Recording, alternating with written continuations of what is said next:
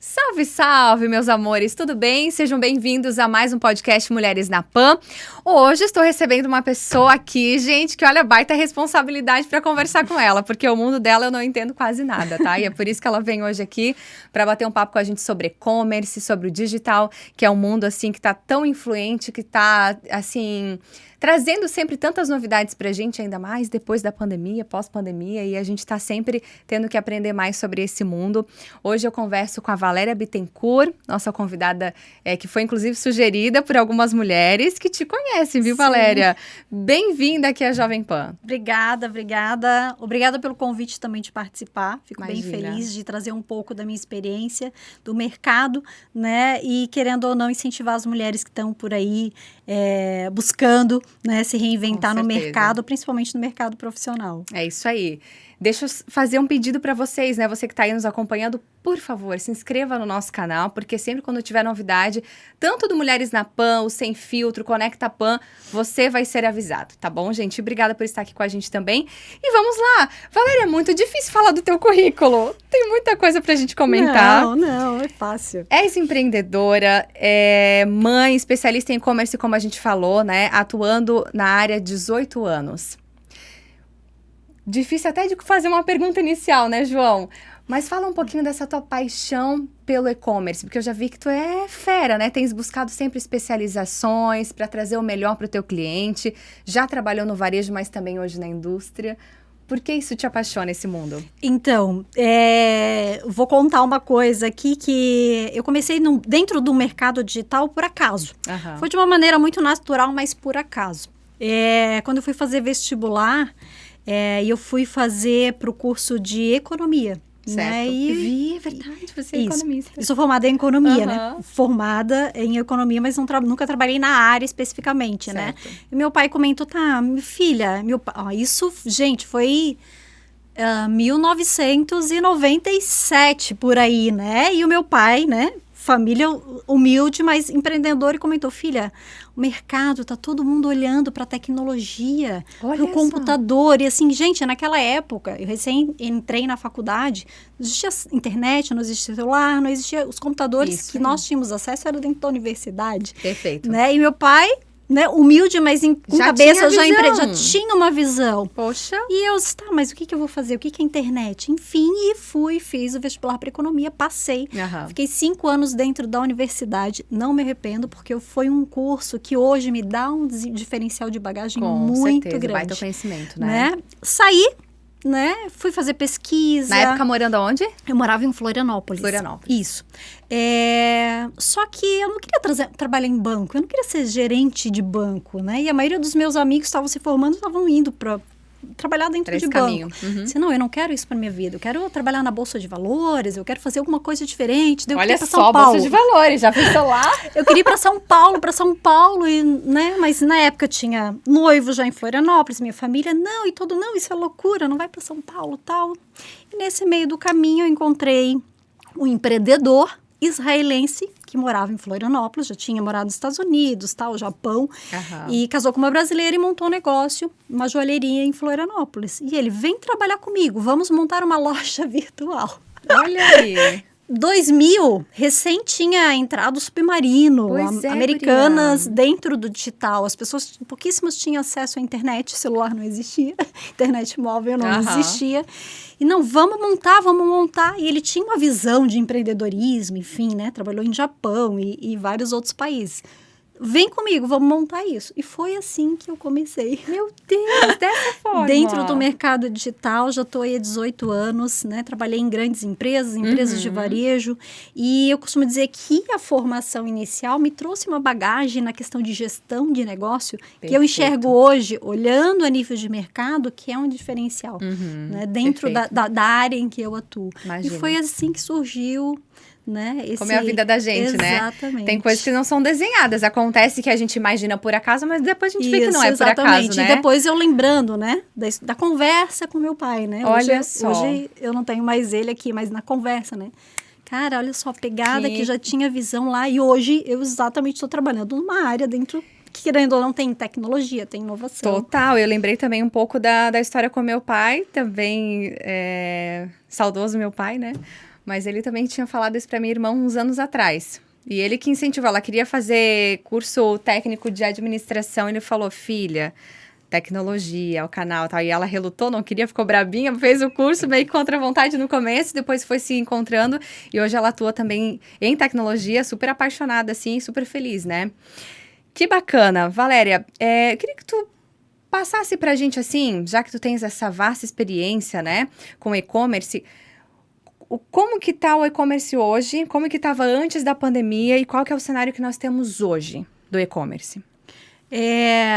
Antes da pandemia, a gente costuma dizer que o e-commerce, né, o mercado digital, ele já vinha num processo de aceleração muito forte, principalmente ali a partir de 2005, que foi exatamente o período de inserção do acesso ao smartphone em massa pela população, internet móvel. Então, ali ele teve um crescimento exponencial já, né? E quando chegou a pandemia em 2020, as empresas que estavam preparadas para vender online tiveram um crescimento absurdo, né? Claro, cada segmento teve a sua particularidade, certo, né? Então, trabalhou segmentos no ramo de vestuário, de moda, teve uma certa dificuldade porque as pessoas se retraíram, tiveram que ficar em casa.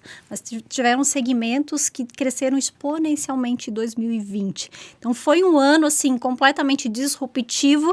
A gente costuma dizer que quem não cresceu no digital cresceu, né? E não foi culpa de marketing, de mídia, nem do gestor, foi da pandemia que intensificou esse processo de aceleração. E foi, assim, quem estava realmente preparado com a sua operação online já funcionando, a sua estrutura que era necessária, surfou a onda de uma maneira, assim, extraordinária. Isso aí. E claro, né, pós-pandemia, o mercado de consumo online, e no geral, muito, se transformou, né? As pessoas mudaram completamente o comportamento, né? Então, a gente costuma dizer que antes da pandemia, a presença do mercado digital no Brasil representava 5%, e hoje já está representando 10%. Algo que iria acontecer nos próximos só 5, 6 anos. Olha só, então, houve acelerado esse processo. Isso, ou seja, quem tinha dificuldade de comprar pela internet, receio ou medo, por necessidade no meio da pandemia, foi obrigado a se adaptar, né, a essa nova realidade. Maravilha. E sim, né, quem teve ali a oportunidade, já estava preparado, surfou a onda de uma maneira muito legal. Agora, tudo que é novo exige também muitos detalhes, envolvem o e-commerce e uma venda online, né, Valéria? E Sim. assim, ó, conversando com algumas pessoas, pequenos empreendedores e tal, geralmente as minhas conversas foram com empresas de médio porte mesmo. A gente percebe que quem está tentando implantar o e-commerce bate cabeça, Sim, né, no processo, sim, em várias coisas. sim. O que envolve, assim, por que num primeiro momento essas empresas têm essa dificuldade de implementar e de colocar em ação? Sabe aquela história que a maioria das pessoas acreditam que vender pela internet é fácil? É rápido? Pois né? Já viu aquela imagem do carinha novo com notebook na praia, vendendo pela internet? É essa versão, é essa visão que as pessoas têm porque o mercado passa isso, né? Só que o negócio online nada mais é do que é como se fosse um negócio físico, né? Um varejo físico, só que ele está dentro do digital. O online é um ambiente onde as pessoas têm facilidade de acesso a consumir o que elas precisam, seja de produtos ou serviços, né? Só que quando você olha para a estrutura atrás de uma operação online, ela tem estrutura de pessoas, ela tem uma estrutura de operação logística, ela tem estrutura de TI, de tecnologia, de sistema, de plataforma online, estratégia de marketing, estoque, gestão de estoque, demanda. Então, assim, é um negócio físico. Eu estou vendendo Perfeito. no online, mas estrutura que tu precisa construir, da mesma forma que tu vai construir uma loja física, um Exato. negócio físico. E aí que Então, tá o negócio, né? Porque eu acho que o empresário, claro, tudo bate em custos, né? Poxa, Sim. quanto que eu vou investir, quanto que eu vou gastar, demandar para colocar essa ferramenta em operação? E aí também muitas pessoas ficam na dúvida, assim, que eu noto, né? Valéria, tu tem muito mais conhecimento, pode compartilhar, mas assim... Será que o meu negócio ele deveria ficar daí só no online? Será que eu mantenho a minha loja física, mantenho os dois? Nessas tuas consultorias, né, que você presta, vem muito dessa dúvida? Bastante. Como é que vai caminhar o meu negócio no futuro? Eu mantenho as duas coisas, mantenho só de uma forma? Bastante. Antes da pandemia, o que nós identificávamos no mercado? A dúvida quem tinha um negócio físico, vale realmente a pena eu investir nisso? Vale realmente a pena eu entrar dentro do online? Pós-pandemia não existe mais essa dúvida. Okay. Eu preciso entrar. Essa é a definição hoje. Como que eu consigo entrar? Nos meus trabalhos clientes de consultoria, o que a gente mais identifica quando a gente pega uma operação já funcionando, quando a gente vai fazer um diagnóstico da operação, a maioria entrou de qualquer forma, sem conhecimento, sem trazer do mercado algum especialista, uma pessoa que já tivesse uma experiência de uma operação online, certo. E aonde elas patinam, porque escolhem a plataforma errada, tecnologia e inovação errada, que isso influencia muito no resultado da operação, mas principalmente conhecimento de indicadores, né? É um varejo online, então ele tem alguns detalhes, principalmente de indicadores, que não existem no físico. Então, muitas vezes, isso passa despercebido para quem não tem conhecimento. Perfeito. Então, assim, a questão de trazer alguém com experiência e com know-how no mercado para ajudar a desenvolver esse processo, você reduz tempo de implementação e de estruturação e reduz também a questão de custo e de investimento. Perfeito. Né? Então, existe essa dificuldade de implantar uma operação online com a mesma estrutura que tu tem ali de pessoas do físico.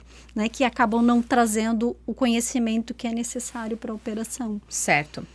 E aí eu te pergunto, esse profissional capacitado para trazer todas essas informações, para ajudar, né, nesse planejamento, nesse caminho, por exemplo, você é uma dessas profissionais que eu acho que ainda está escassa, não tá? Como é que tá isso? Sim. Apesar da construção e da evolução do digital, a gente ainda sente muita dificuldade de trazer pessoas que têm experiência, principalmente na operação online. Qual é o cenário que a gente identifica quando uma empresa nos chama para ajudar, enfim, para tirar o projeto do papel, né? Ou fazer ele escalar porque não está funcionando. Certo. Grande parte das empresas, como não tem conhecimento, colocam na mão de agências, né? Isso que então, eu percebo. Assim, agência é extremamente importante para o negócio digital, mas a agência, ela cuida de marketing. E o que a maioria dos negócios, né? Dos empresários, das indústrias, empresas imaginam, né? Isso é marketing digital, e-commerce, vender pelo online é marketing, é só fazer mídia e vender. É isso. Mas não é. É isso, né? Que eu percebo. Existe uma série de pilares importantes para uma operação funcionar, né? Plano de negócios, planejamento estratégico, dependendo do porte da empresa, sistema, tecnologia, estrutura de atendimento, operação logística, fluxo de conteúdo de produto, que é extremamente importante para indexação. Isso gera um outro indicador lá na frente. Então, a maioria dos empresários no físico não tem esse entendimento, porque não é negócio físico, né? É um indicador digital. Sim. E a pessoa precisa conhecer.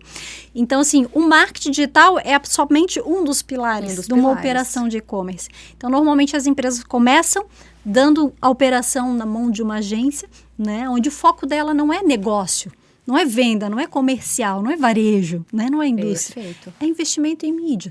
Né? Então, existe essa dificuldade desse entendimento e muitas vezes, né, acaba não seguindo um caminho que tu possa escalar com mais velocidade o negócio por essa falta de conhecimento. Olha só que interessante, né?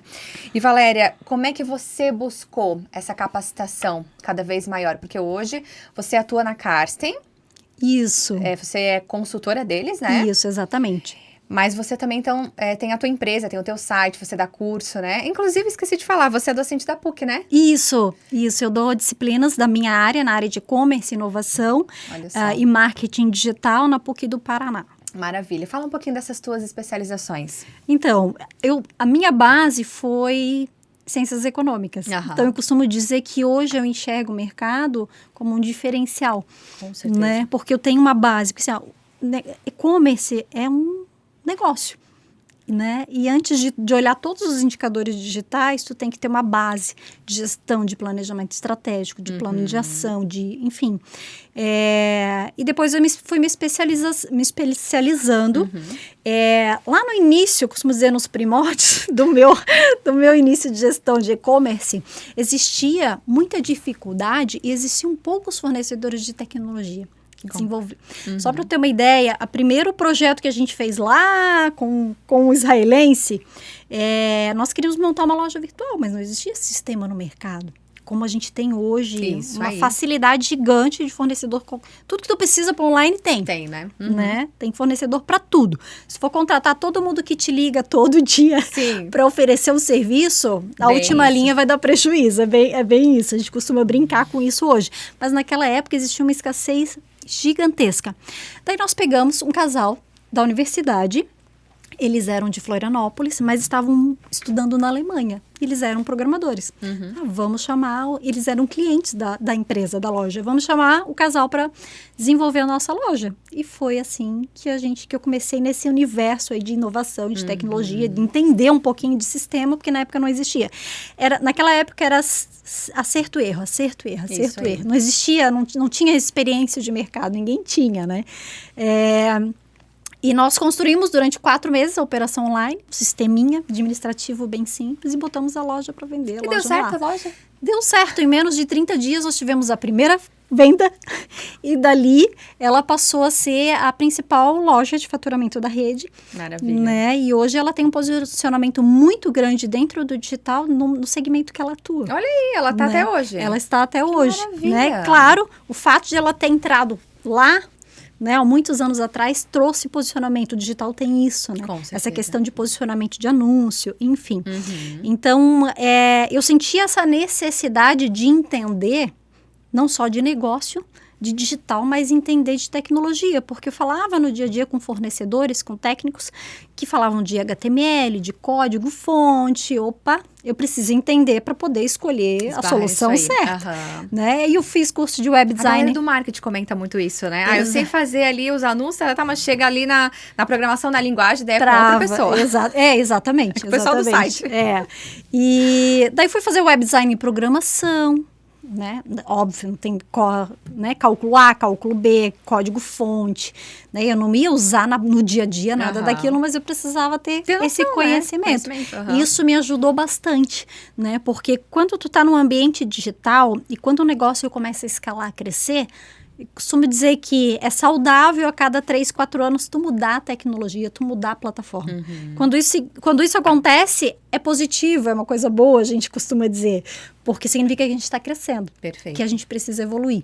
Então, essa necessidade no digital, a todo momento, de tu estar investindo em novas tecnologias, inovando, trazendo funcionalidades novas, né, tu acaba tendo essa necessidade de conhecer de forma mais técnica toda essa estrutura por trás do digital. Então, isso é um ponto importante. Claro, depois eu fiz MBA, fiz marketing digital, e-commerce, né? E gosta hoje, de estudar, né? Eu gosto. Gosta de buscar conhecimento. Mas eu descobri uma paixão ministrando algumas palestras de eventos da área, enfim, participei bastante tempo do encontro de comércio eletrônico, né? Então, eu trabalhei na região de Santa Catarina, então nós íamos de região em região, inclusive víamos em Blumenau, para fomentar o comércio eletrônico em Santa Catarina, né? Nós tínhamos um grupo que era afiliado à Rede Nacional, em São Paulo, e a gente ia para as associações industriais, levar conhecimento, levar informação do mercado,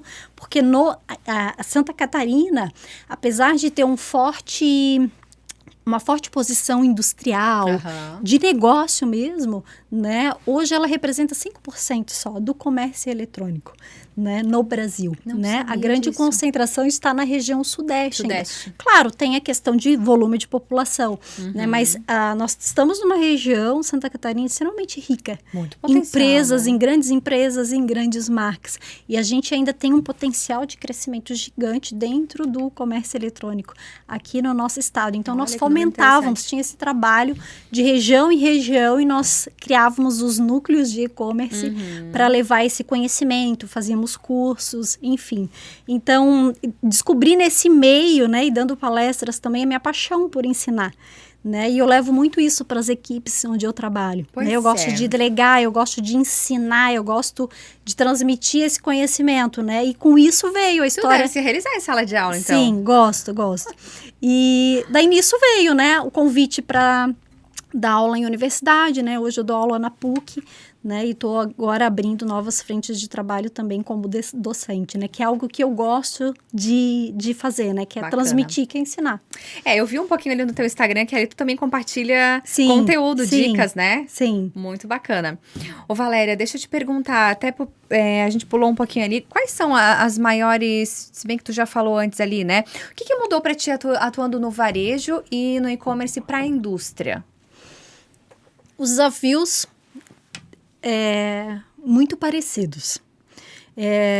Dentro do varejo, existia um processo muito disruptivo na questão de conflito de canais, na implementação de funcionalidade, de serviços no Omni, que a gente chama, né? Trazer tudo que eu ofereço dentro do universo físico, dentro da minha loja, e poder transmitir e fazer uma integração de prestação de serviço. Então, existia esse processo, quando trabalha em grandes varejos, que tem uma rede de lojas físicas grande, a gente sempre lidar com conflitos de canais. Ou seja, a precificação diferente, política comercial diferente.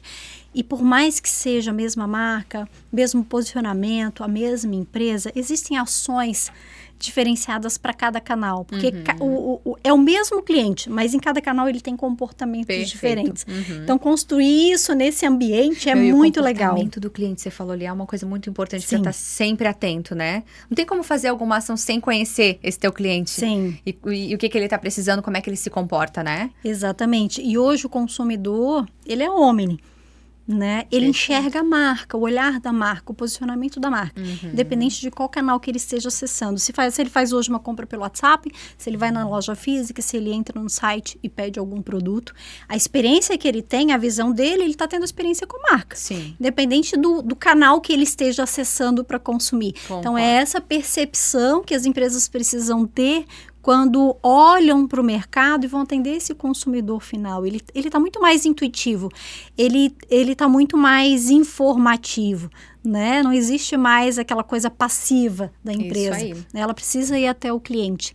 E quando eu entrei para a área, comecei a atender as indústrias, né, e olhar para essa visão de mercado, né, e hoje é por isso que eu estou em Blumenau, dentro dessa região, porque eu vejo que tem uma oportunidade muito grande de crescimento do digital, né, quando você olha para a indústria, você vê um potencial gigante de empresa e de marca, e o quanto elas têm ainda dificuldade por questão de conflitos de canais também, ou seja, o mesmo viés no outro contexto, né, com os demais canais de venda. Porque o que acontece? As empresas, né, sempre trabalharam numa cadeia de valor onde elas produzem, né, entregam os produtos para os representantes, para distribuição no mercado, para que os lojistas possam vender no consumidor final. É um pouco distante do consumidor final. Isso. E nos últimos anos esse cenário mudou. As indústrias começaram a perceber que, como marca, para que elas pudessem ter um crescimento a longo prazo e se manter de uma forma forte a longo prazo, olhando toda essa movimentação do consumidor, essa mudança de comportamento do consumidor, as empresas passaram também a atender num novo canal de vendas, que é o varejo, que a gente chama de D2C, né, dentro da indústria. Essa necessidade de construir uma relação, né, de relacionamento direto com o consumidor final que consome aquela marca, e não somente através dos representantes. Isso gerou um conflito, inicialmente, entre canais. Então, isso é um ponto interessante e hoje eu percebo, né, como eu estou dentro da indústria e eu observo, né, acompanho esse mercado do digital dentro das indústrias, está sendo uma transformação. Nossa, que interessante. Né? Uma transformação E quem ganha é o consumidor final, é o cliente, consumidor, né? final. Meu Deus, total. E o quanto as marcas estão percebendo como elas estão se fortalecendo, fazendo essa ampliação. Então, quando consegue, como é que a gente faz para quebrar e para amenizar esse conflito? Eu digo que conflitos de canais, ele é bom, desde que tu consiga administrar bem. Certo. Quando tu tem conflito de canais de forma saudável, significa que a tua marca está crescendo, né? Com certeza, está expandindo, né? Mais desafios. Só que o ponto essencial para que a marca possa crescer de uma forma sustentável e saudável é que todos os canais de venda possam ter uma política comercial clara, objetiva, né? Então, assim, um canal não pode crescer em detrimento do outro. Acho que essa é a visão que as indústrias precisam ter. Quando elas olham para essa visão, pô, mas eu tô olhando lá aquela indústria, o meu vizinho lá, né? Tá vendendo, montou uma operação online, tá vendendo, tá faturando dentro do online, e aí, o que eu faço? Eu tô com medo porque eu tenho um representante aqui me ligando, reclamando, porque fulano tá vendendo direto para o consumidor. Isso já se dissipou no mercado. A indústria ela não pode mais pensar dessa forma, né? E quando a gente olha exemplos de mercado, de indústrias trabalhando muito bem nesse processo do digital, né? E desse contato direto com o consumidor e tendo um alinhamento de forma clara entre os canais, o que isso traz? Isso traz benefício para toda a cadeia. Porque quanto mais eu tenho acesso ao meu consumidor, mais eu fortaleço a minha marca. Muito. E aonde eu tenho, dentro da região de atuação dos multimarcas, dos lojistas, dos representantes, essa marca passa a ter mais valor nessa região, nessa localização. Concordo. E isso vai beneficiar também esses demais canais de venda. Então, isso é um ponto importante que eu enxerguei, né, quando eu entrei para esse mercado, né, implantar e-commerce, operação online dentro de indústria, é olhar com essa visão, esse entendimento de futuro. E o teu trabalho ele acaba sendo muito próximo do marketing digital mesmo, porque vocês têm que trabalhar juntos nesse mesmo caminho, né? Sim. Porque tudo que tu falou me lembrou muito de tornar a marca mais próxima do cliente, você conhecer e saber cada vez mais a dor dele, entregar cada vez mais essas respostas e tornar a empresa, a marca mais humanizada mesmo, né? Pô, ela realmente está próxima de mim, se preocupa comigo, quer me entregar, quer impedir que eu tenha essas dores. Poxa, isso é fantástico. Tu deu uma aula aqui. Sim. O marketing digital, como eu comentei, né? Ele é um pilar extremamente... Ele é um pilar, né? Ele não é e-commerce como um todo. Mas ele é um pilar extremamente importante para crescer o posicionamento da marca. Eu trabalhei em redes de varejo, quando nós começamos com o digital, olhar o digital como uma nova área de negócio, realmente dar valor, né? E entender que aquilo ali é diferente. Tem as suas especificidades técnicas diferentes, indicadores, tudo. Então, precisa ter um negócio separado, né? Até para não ter amarras, né? A gente costuma dizer que o físico, ele trava um pouco o digital, porque o digital, ele tem uma dinâmica muito mais acelerada, né? Então, quando a gente olha a questão do marketing digital para posicionamento, ele é extremamente importante. Então, dentro do varejo que eu trabalhei, quando a gente começou a construir esse processo de digital e fazer grandes investimentos em digital, na questão de anúncio, investimento, a gente começou a perceber o posicionamento, o share, né, que a marca começa a ter e crescer dentro do digital, da mesma forma que tu cresce o share no físico, com propaganda, com mídia, muitas vezes mídias tradicionais. Então, ao longo dos últimos anos, junto com o crescimento da internet, crescimento do digital, a gente percebeu uma grande migração até, né, de participação de investimento de mídia, né, mídia off para mídia digital. Porque hoje tu tem um alcance gigantesco, né, muitas vezes, hoje a mídia digital não está barata, ela está muito cara, então precisa desenvolver planos, estratégias de mídia de performance, principalmente, para trazer público qualificado. Daí tem vários outros indicadores, taxa de conversão, que precisam ser analisados no dia a dia, né? Tete a tete, né? Investiu aqui, precisa me trazer isso de ROI, esse de indicador, isso de tráfego, isso de conversão. Então, é um pilar muito importante. Para isso, precisa ter uma estrutura, né? Com certeza. Com entendimento para trabalhar todo esse fluxo, né? Que a gente costuma dizer que é o fluxo de venda dentro do digital, né? O fluxo de conversão. Perfeito. Valéria, não sei se essa resposta, né? Talvez não seja uma resposta tão fácil de se dar, assim, mas o que tu diz quando o empresário chega e pergunta? Eu vou fazer esse investimento, sei que é importante, preciso colocar o meu negócio no digital, quero fazer um e-commerce e tal, mas esse investimento, ele se paga? Se o processo for bem feito, com profissionais que realmente sejam capacitados e tal, esse investimento vai se pagar em quanto tempo? Em curto prazo, em longo prazo? Como é que tu traz essa realidade para eles? Sim, isso é uma pergunta bem comum, uma dúvida comum também. Eu costumo dizer que no digital, é muito mais simples e fácil mensurar resultado, mensurar dados, né? Tu investe hoje dentro de uma mídia, dentro de um Google ou Facebook Ads, né? Tu vai investir X, se tu sabe teus principais indicadores, tu sabe exatamente o que tu vai ter de retorno, diferente até de um offline, né? Sim. Enfim, então é muito mais fácil de mensurar. O sucesso do negócio para quem está começando é fazer um plano de negócios, como você faz no físico. Você consegue, costumo dizer que o mercado digital ele é matemático, então tu faz o cálculo. Então, para mim trazer uma receita X no mês, eu sei, né? Se eu tenho meu ticket médio, a minha taxa de conversão, eu sei que para atingir aquele número, quantas pessoas, quantas visitas, qual é o tráfego que eu tenho que ter naquele período, porque eu faço o cálculo inverso. Então, quando você cria um plano de negócios e você define metas de ciclos de curto, médio e longo prazo, você consegue trazer um mapa com todos esses indicadores. Perfeito. Para mim ter a receita tal, eu preciso investir X, trazer esses indicadores, né, entregar esses indicadores, eu preciso ter um portfólio Y, eu preciso ter uma demanda de produto X. Então, tu consegue trazer dentro de um plano de negócios uma visão realista, clara, inclusive da questão de investimento e despesa. Né? Porque a maioria das pessoas que a gente percebe em empresas, ok, eu quero vender muito no online, mas eu não quero gastar com nada. Né? Não, calma, não é assim? É um negócio. Mágica né? Então, não dá, né, meu povo? No plano, você consegue deixar de forma bem clara esse plano de despesa, né? Qual investimento que a empresa precisa ter. Perfeito. Gente, tô sugando tanto ela aqui hoje, o conhecimento, que, meu Deus, eu tenho até que acelerar aqui. Mas, Valéria, eu quero muito que tu fale um pouquinho pra gente também da Valéria, mulher, né, empreendedora, mas que também teve que se posicionar no mercado para construir essa carreira, né? Como é que foi para ti trabalhar em ambientes mais masculinos, onde preponderantemente era a presença mais masculina? Eu vi ali na pauta que a gente criou ali, né, que você nos compartilhou, que tu comentou sobre o teu posicionamento. Fala um pouquinho sobre isso.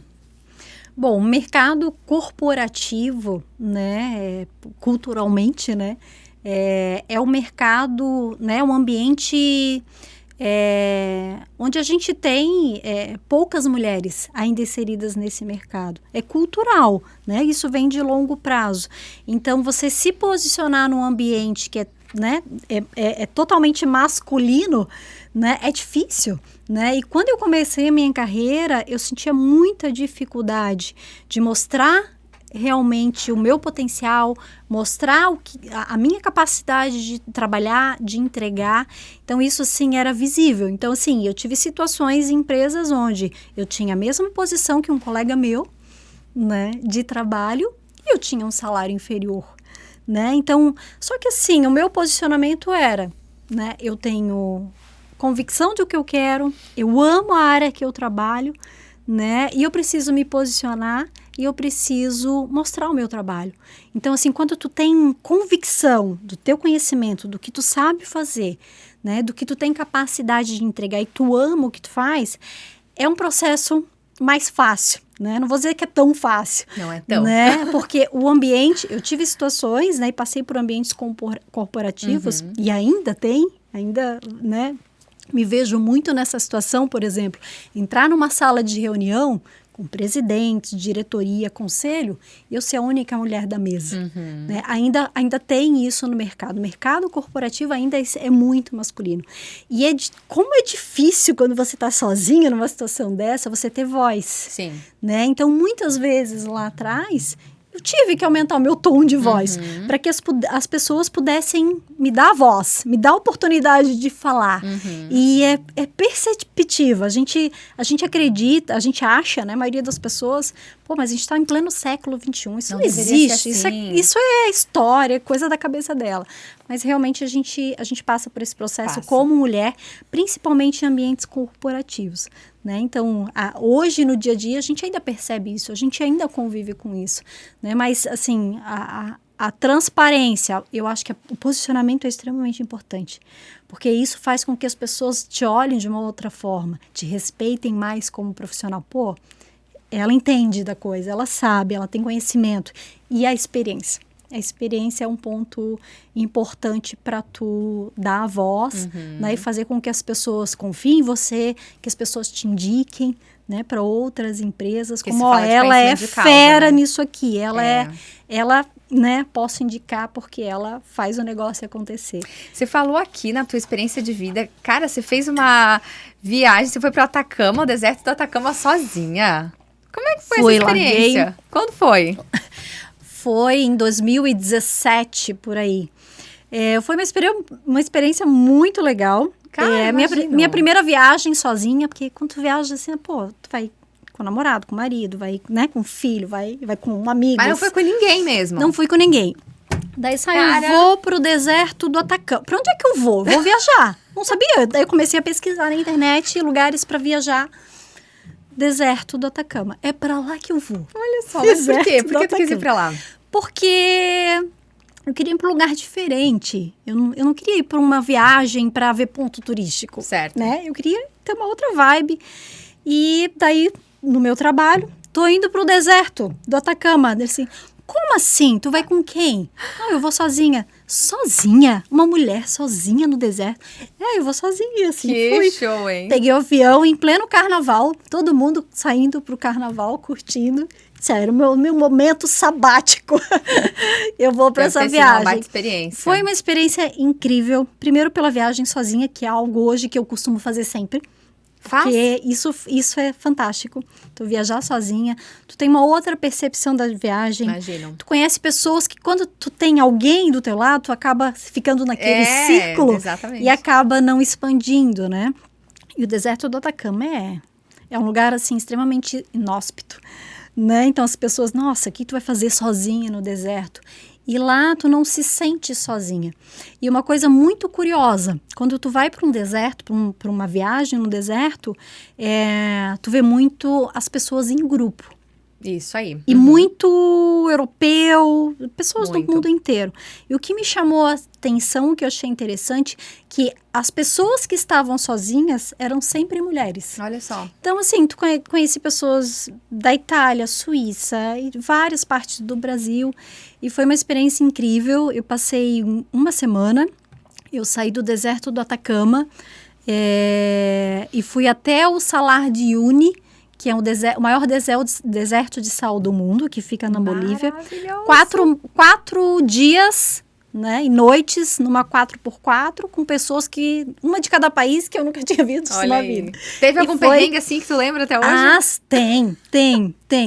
Quando a gente fez a travessia do deserto do Atacama pro Salar de Uyuni, Salar de Uyuni é um espetáculo. Cara, aquilo é fantástico. Todo mundo deveria Só vi por conhecer. imagem no YouTube, né? Não fui ainda.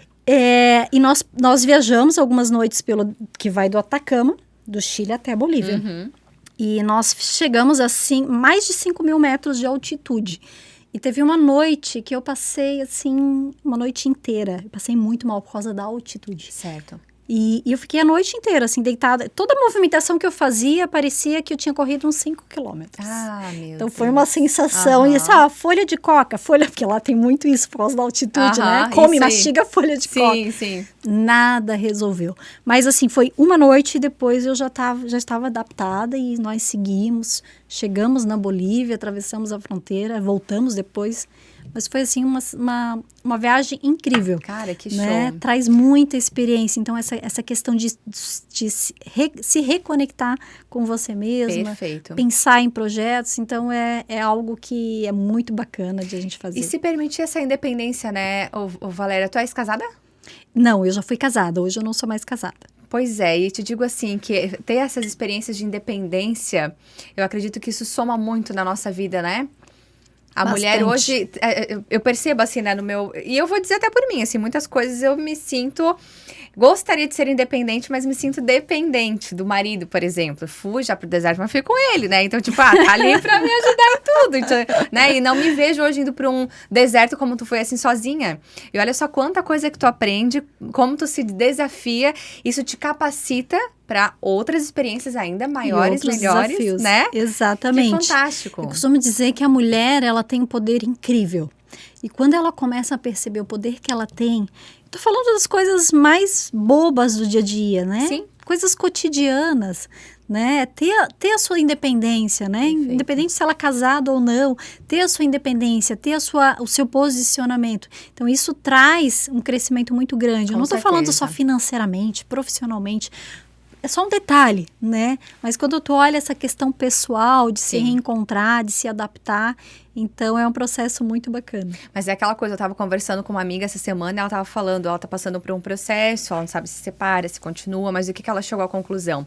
Ela chegou à conclusão que os 7 anos, ela se tornou uma pessoa, ela já era uma pessoa que ela se considerava dependente, mas o relacionamento, e não que ela tava colocando a culpa no companheiro, mas ela disse, não, olhou pra ela mesma, ela se colocou numa posição em que tudo ela dependia. E ela foi dependendo cada vez mais, ao ponto de ela achar que ela não tinha capacidade para coisas muito simples, que hoje ela vê, ao ponto que eu cheguei. Então, essa experiência que tu estás relatando pra gente faz a mulher não se colocar nessa posição na vida pessoal dela. Porque ela se anula, a pessoa se anula, tudo ela depende de um outro. E quando o outro não tiver mais, como é que vai ser? Isso é muito comum, né? Eu passei por isso, eu senti isso, né? Nossa, chega a arrepiar isso, né? Eu fiquei num relacionamento, num casamento durante 20 anos. Ninguém percebe, né? Não mesmo. Mas assim, foi maravilhoso, né? E assim, mas assim... as coisas acontecem, as coisas tomam rumos e caminhos diferentes que tu toma decisões diferentes que talvez tu nunca imaginava que iria tomar, né? E é muito interessante isso, né? Quando eu me separei, eu também tive essa sensação, né? E eu percebo que mulheres hoje no dia a dia são independentes financeiramente, são, assim, são bem posicionadas, né, com elas mesmas, e existe uma questão cultural, da questão da dependência. Sim. Então, assim, eu me enxergava uma mulher independente, eu tinha minhas próprias decisões. Claro, tu tá num relacionamento, tu tá contribuindo, tá compartilhando, isso é tão bom, né, mas eu tinha todo esse processo, e quando, por uma situação, né, onde houve a separação, uma decisão, eu me senti totalmente vulnerável. Daí, assim, peraí, né? Eu sou independente, eu tenho, né? Então, eu posso construir a minha vida, eu posso reconstruir a minha vida com a minha filha. Então, tem essa questão, esse processo cultural muito forte, nessa questão do poder da mulher. Então, quando eu digo, quando ela consegue se reconectar com ela mesma, né? E consegue perceber o poder que ela tem, a força, dependente se ela esteja com alguém ou não, ela vai estar feliz. Perfeito. Né? Ela vai estar construindo a vida dela. Maravilha. Valéria, tu és uma pessoa incrível. Obrigada, você também. Quero que tu termine a tua participação aqui com a gente. Eu vi que tu colocou aqui um livro que tu adora, né? Que tu queres compartilhar. E a tua mensagem final para as nossas mulheres. Bom, eu queria compartilhar um livro que é Empreendedorismo Criativo. Eu quero ler. Né? Eu estou também nesse ambiente mais de empreendedorismo também. Cada vez mais eu me apaixono por isso, né? Cada vez mais eu vejo o quanto a gente tem como mulher também oportunidade nesse mercado, e eu vejo cada história bacana, né, de mulheres que se reinventaram, né, e construíram os seus negócios de coisas tão criativas. E esse livro, ele fala um pouco sobre isso, sobre esse empreendedorismo criativo, né? E o recado Mariana Castro, né? Isso. O recado que eu compartilho né, você que está tentando se reposicionar profissionalmente, né? Hoje a gente vê o quanto a gente tem ainda, né, dificuldades disso no mercado. E tem muita gente nessa busca, né? Exatamente. Val, porque justamente por conta dessa tecnologia toda hoje que a gente vive, ela inserida em todas as áreas, e tem muita gente vendo como as pessoas que são capacitadas no e-commerce, na tecnologia de um modo geral, elas estão sendo valorizadas, reconhecidas, estão sendo desejadas pelo mercado. Sim. Então, as pessoas pensam, como é que eu vou como é que eu vou fazer essa transição de carreira, né? Sim, e assim, tem muita oportunidade para as mulheres dentro do mercado digital, né? Eu costumo dizer, essa indicação desse livro, Empreendedorismo Criativo, fala um pouco desse conceito, né? Dessa ideia, desse viés, desse caminho, né? Um direcionamento, né? Às vezes a gente ouve e percebe no mercado, eu preciso criar alguma coisa muito grande, eu preciso... Não, as coisas às vezes estão nos pequenos detalhes, Perfeito. né? Saber construir, olhar a necessidade hoje do dia a dia do mercado e até olhar para o mercado feminino, né? Ou no geral, né? Entender quais são os problemas hoje, as dificuldades, encontrar ali soluções para entregar para o mercado. Então, às vezes, são ideias simples, né? A gente vê hoje as maiores empresas que são hoje, elas eram startups, né? E vieram junto com exatamente com esse viés de identificar um problema, né? Tem uma necessidade ali, eu vou construir a solução para aquele problema e vou vender. Perfeito. Então, temos muita oportunidade para as mulheres dentro do mercado digital. Maravilha. Valéria Bittencourt, procura lá nas redes sociais, tem um site também, né, Val? Exatamente. Tu tens o site, ele é focado em algum curso, algo assim? Sim, eu dou aulas de mentoria, cursos de mentoria e consultoria. Então, meu site é valeriabittencourt.com.br. Adorei te conhecer, adorei Também a nossa adorei. conversa. Obrigada pelo convite. Imagina, obrigada por ter vindo compartilhar tanto conhecimento com a gente. Vou ficar agora te acompanhando mais ainda, tá? Sim, com certeza. Estou Adorei. à disposição. Qualquer dúvida que vocês tenham, né? Queiram saber um pouquinho mais desse mercado digital, estou à disposição. Maravilha. Meus amores, obrigada pela companhia de vocês. Compartilhem esse conteúdo, porque foi fantástico hoje a nossa conversa com a Valéria Bittencourt, ela que é especialista em e-commerce. E se você tiver também sugestões, né, quer que a gente traga alguma mulher aí da nossa região para conversar aqui no nosso podcast, pode mandar sim pelas redes sociais da Jovem Pan. Um beijo e até a próxima.